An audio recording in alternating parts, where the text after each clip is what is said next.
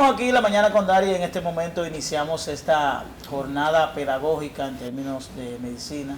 Vamos a conversar con la doctora Rina Ten, neuróloga, y con el doctor Amaury García, quien es neurocirujano, una persona que nosotros queremos y admiramos mucho.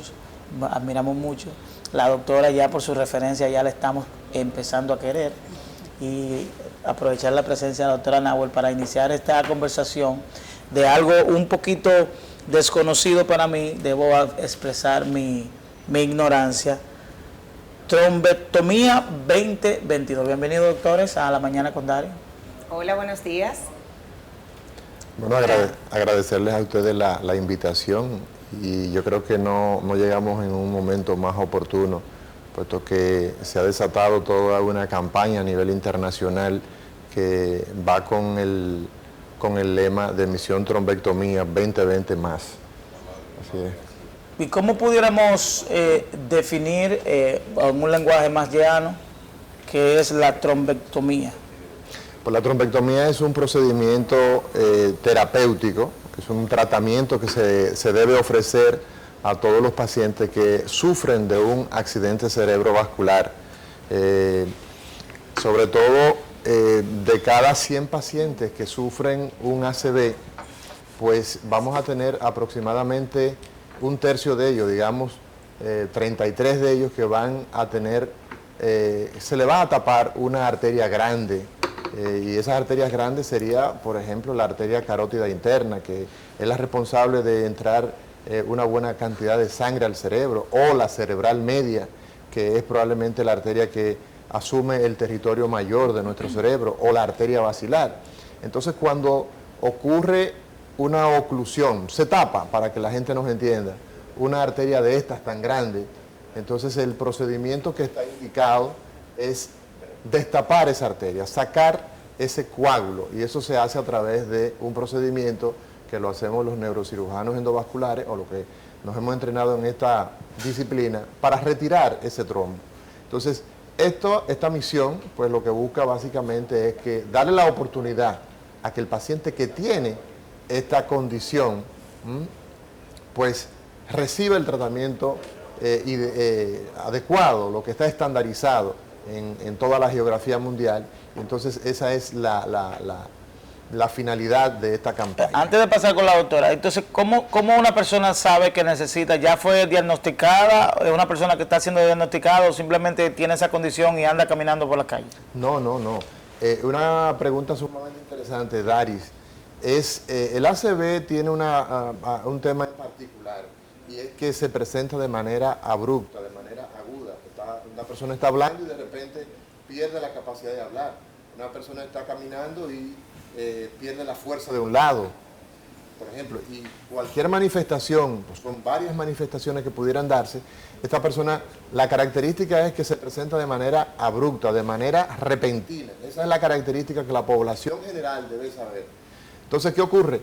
Esa persona es trasladada a una sala de emergencia, y pues evidentemente en esa sala de emergencia, en los países más desarrollados, donde Rina, por ejemplo, pues labora, en los Estados Unidos, en Europa, esto, desde que se genera la llamada al 911, por ejemplo, en nuestro caso, ya con el dato de que la persona perdió una función neurológica, ya se tiene la idea de que se trata de un ACV. Cuando esa persona llega, entonces en ese momento se activa un código ACV, código que hay problema.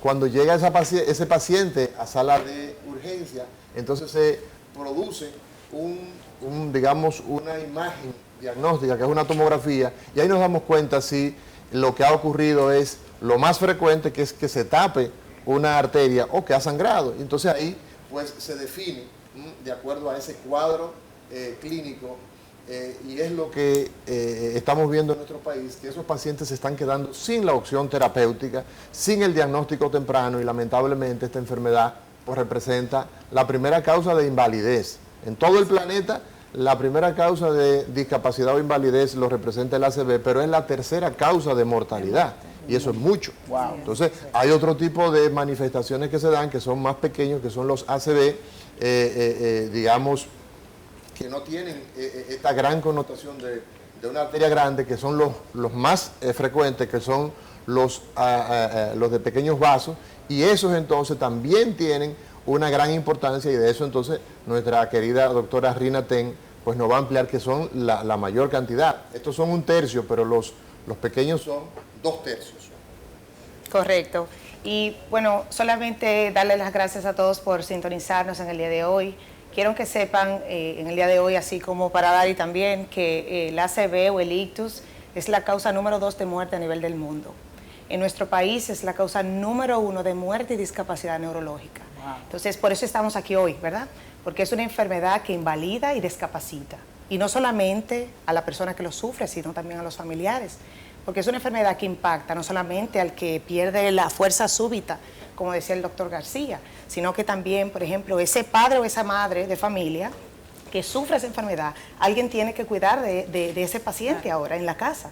Y ambos entonces van a tener que salir de su vida laboral y dejar de producir, ¿verdad? Y proveer en su casa para entonces cuidar al inválido. Entonces, queremos decir, y esa es una de las razones por la que dominicanos como yo, de la diáspora, pues especialistas en la materia, porque como yo también habemos unos cuantos más, igual que líderes locales, hemos coalicionado, hemos unido fuerzas para entonces promover el tratamiento agudo, porque es una enfermedad que muchas veces es prevenible, pero en otras ocasiones, desafortunadamente, las medidas de prevención no funcionan. Esos son los pacientes que el doctor García mencionaba, que llegan a nuestra sala de emergencia, pero no está en la capacidad el hospital o la clínica de proveer esos medicamentos o esos procedimientos, los cuales han demostrado una y otra vez que salvan vidas. Entonces, el tratamiento agudo es el tratamiento que se da en esos pacientes que tienen pérdida súbita de alguna capacidad motora, ya sea de caminar, de moverse. Entonces se le administran tratamientos endovenosos, medicinas endovenosas, se llaman trombolíticos, ese es el nombre médico, o se le realiza la trombectomía mecánica. Entonces ambos en conjunto son los que ayudan a disminuir capacidad en estos pacientes. Y por eso creo que estamos hablando de eso hoy. Así es. Un aspecto interesantísimo de todo esto es el tema del tiempo. El tema del tiempo. Por ejemplo, el paciente que sufre una situación de esta naturaleza inmediatamente tiene que recurrir a un centro de salud, tiene que inmediatamente desplazarse. Y la idea en este caso, que tanto con el apoyo de la misión Trombectomía como la institución a nivel internacional y nuestros dominicanos fuera del país, entre ellos la doctora Rina Ten, que ha sido una bujía inspiradora en todo este proceso, la doctora Violisa Hinoa, que ambas mujeres de mucho valor. Hemos estado haciendo reuniones locales y reuniones con países de la región. Por ejemplo, aquí tuvimos alrededor de 9 países en el mes de julio, ¿no? Junio, julio. Mayo. Fue el mes de mayo. El tiempo cómo pasa, cómo vuela. Y en ese encuentro pues tuvimos una cantidad importantísima de profesionales dedicados a la neurocirugía endovascular o la neuroradiología endovascular. Y en ese encuentro pues hicimos talleres para preparar al personal para dar una respuesta rápida y adecuada. ¿Por qué? Como decía la doctora Rina Ten, de lo que se trata es que cuando se produce el ACV se va a morir una gran cantidad de nuestro cerebro. Y usted no va a poder volver a hablar, y usted no va a poder volver a caminar, y usted no va a poder volver a tener la capacidad funcional que tiene. Entonces, cuando esto ocurre, hay que actuar con toda la rapidez y precisión. Entonces, por eso nosotros estamos identificando cuáles son los centros que están en capacidad, sobre todo con personal humano, con material humano. Ya en la República Dominicana somos 6 los neurocirujanos endovasculares que podemos hacer trombectomía. Pero 6 en todo el país. En todo el país. En todo el país. Figúrese usted la problemática que es. Ahí va mi pregunta. Pero el problema más importante no es ese. Pero habría que ver si los centros, los hospitales especializados de este país si realmente están esos 6. Bueno, por lo menos 2 o 3 de esos 6 médicos. En ese orden mi pregunta, porque ¿quiénes hacen ese procedimiento? Ese es un excelente. ¿Están capacitados para hacerlo? Porque si bien existe, usted ha emprendido en esta campaña conjuntamente, usted siendo dominicana, residiendo en Estados Unidos, de los pocos neurólogos vasculares, que quisiera que me contestara, que, o sea, conocemos los neurólogos internistas, pero usted es neuróloga vascular. O sea, ¿qué exquisitez tiene ser un neurólogo vascular si es el idóneo para, igual que el doctor Amaury García, que es neurocirujano endovascular?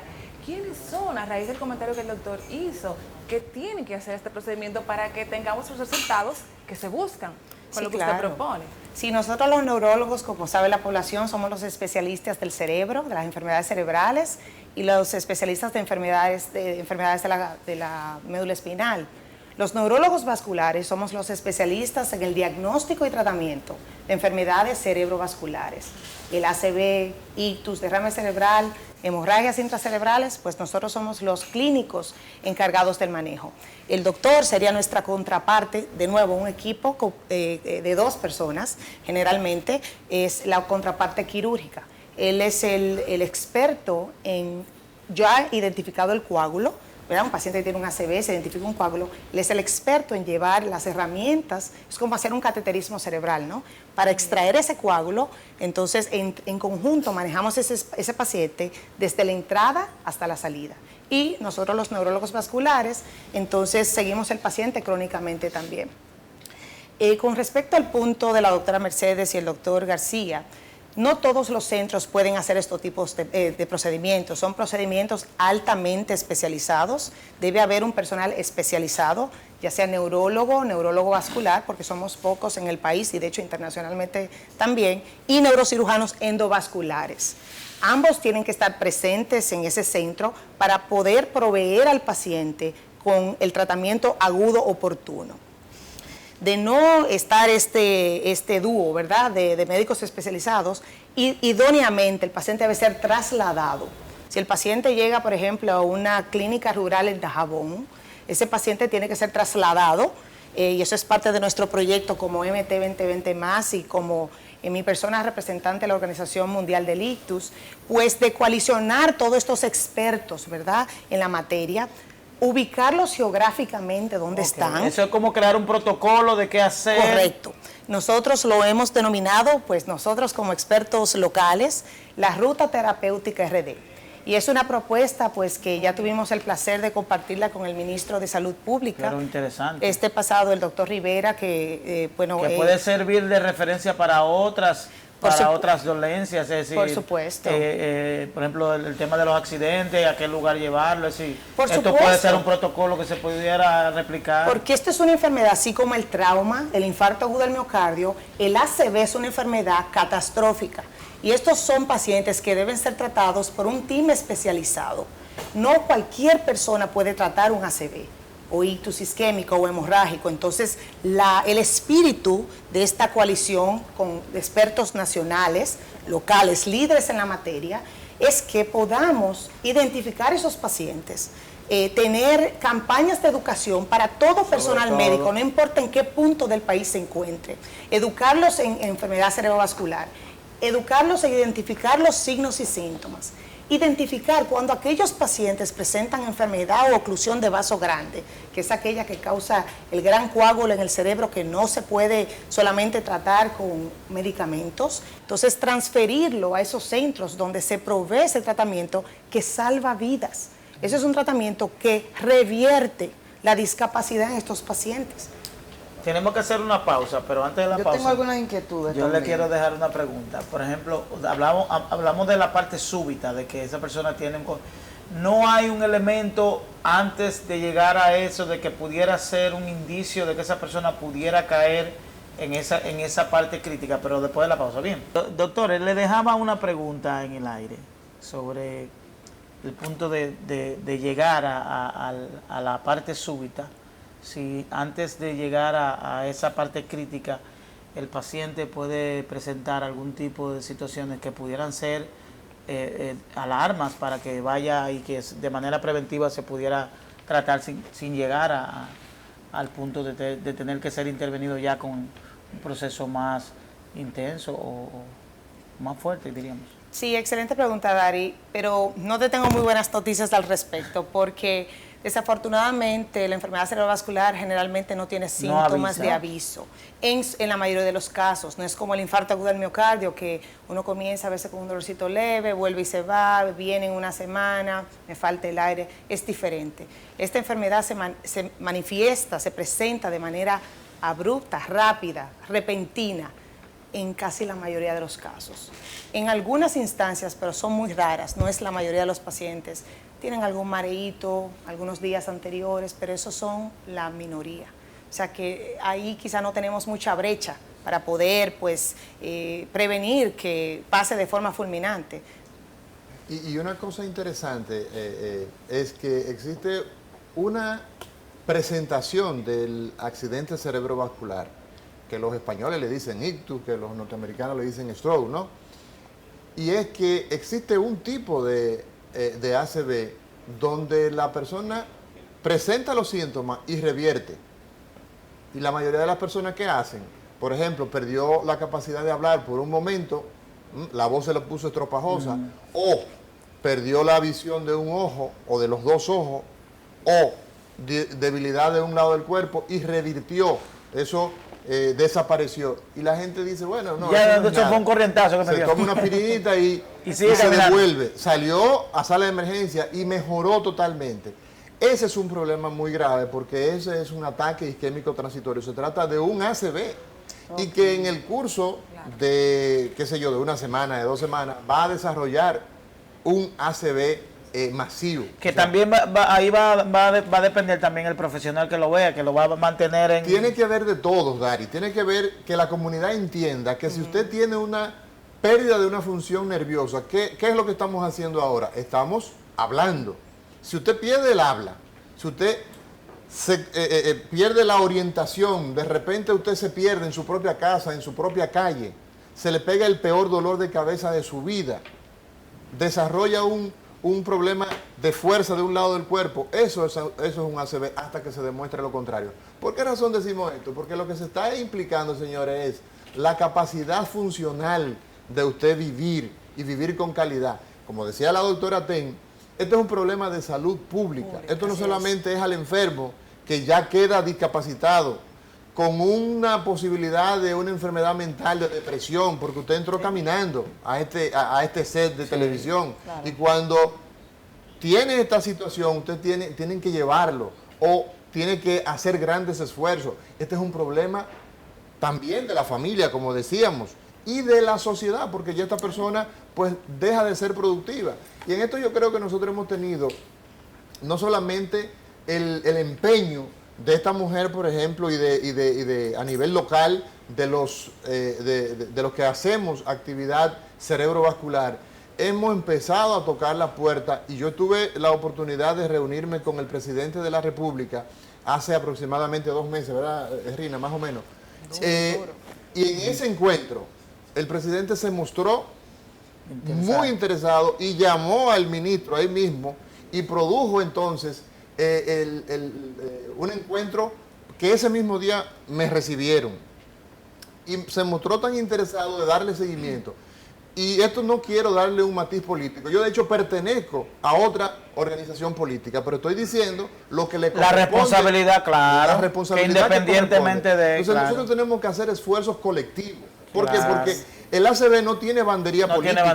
No tiene que ver que usted sea evangélico, que sea católico, que sea musulmán. No tiene que ver que usted sea hombre o que sea mujer. Claro. Entonces, todo esto yo creo que es un camino que hemos iniciado y agradecerle de manera muy sincera la labor de esta mujer. Rina ha dormido probablemente 2 horas para estar hoy en la República Dominicana, porque hoy comenzamos el Congreso de Neurología y de Neurocirugía en nuestro país y tiene agendas de presentación de casos, de conferencias y todo eso. Pero esta información tiene que llegar a los más humildes, a la gente del pueblo, que sepa que cuando se desarrolla un síntoma de esto, es un ACV.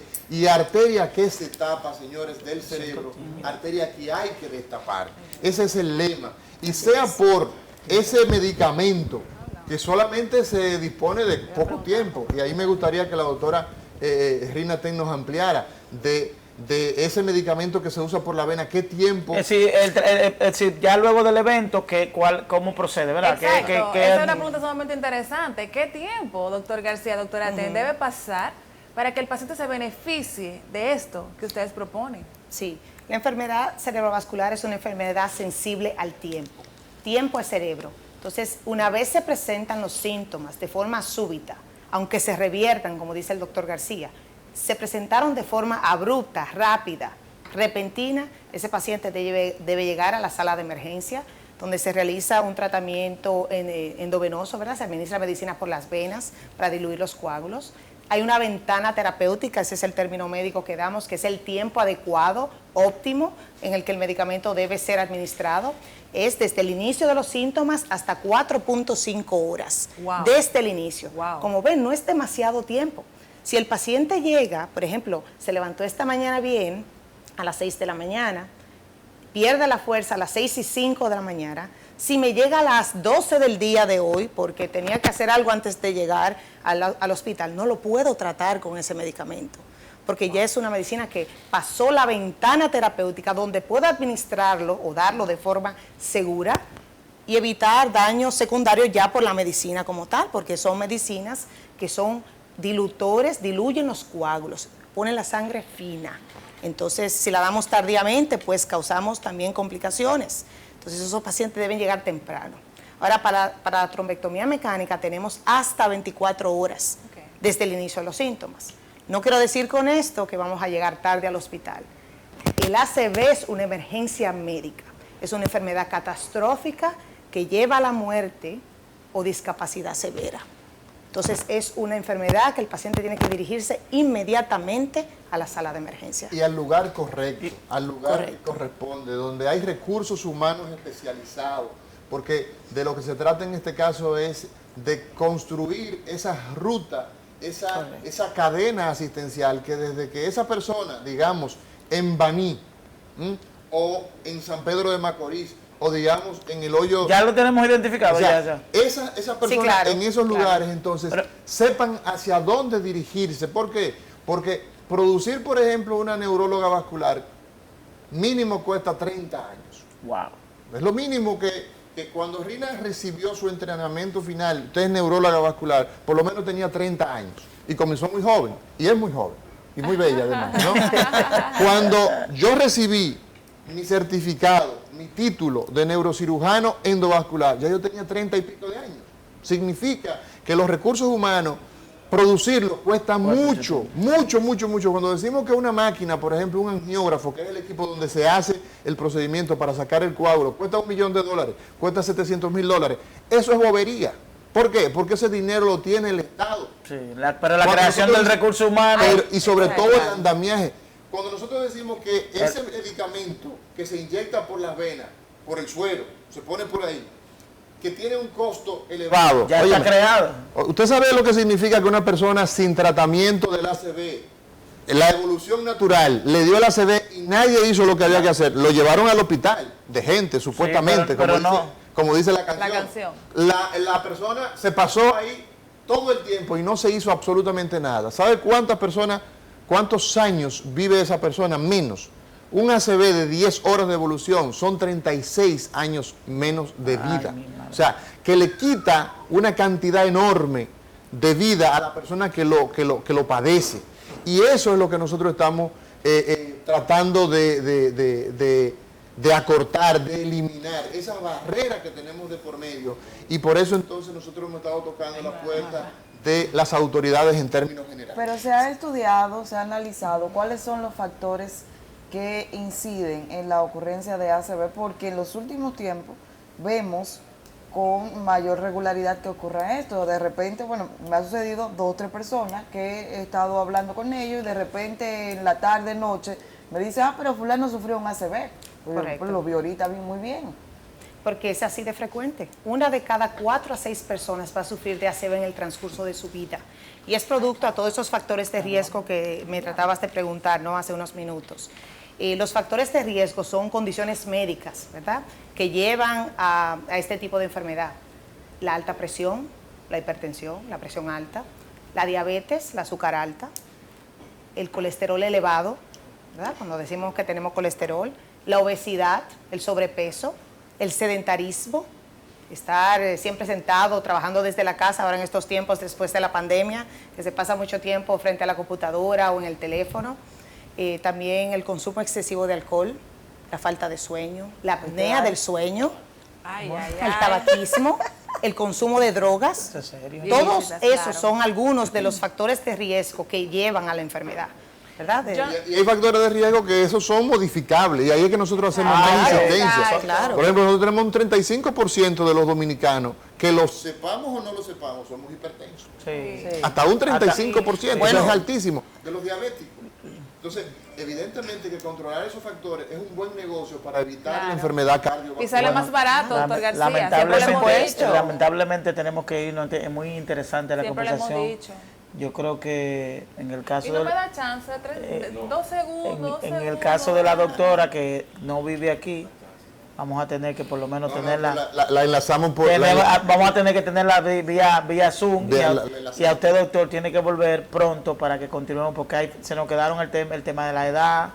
Se nos Estamos quedó- preparados como país. tenemos para que hablar sobre, ya esta luego de campaña. elaborado el protocolo, cuáles son los centros que estarían en la disponibilidad de tener el expertise para atender y que vayamos nosotros también informando Creo que es pertinente en que todo el país. desde el Ministerio de Salud se aborde Correcto. una campaña Claro, de política nosotros de nos educación, ponemos- de cómo Nosotros ponemos a disposición de todo el lo que medio para conlleva y eso. cómo se identifica. Muchas Gracias. Gracias a ustedes, verdaderamente que es muy interesante nuestro programa de hoy. Espero que le haya servido de mucho, que personas que tengan o hayan padecido esta condición puedan tener información y puedan buscar verdaderamente médicos que tengan la preparación y centros médicos que también tengan las condiciones para recibirlo. A ustedes gracias por la audiencia.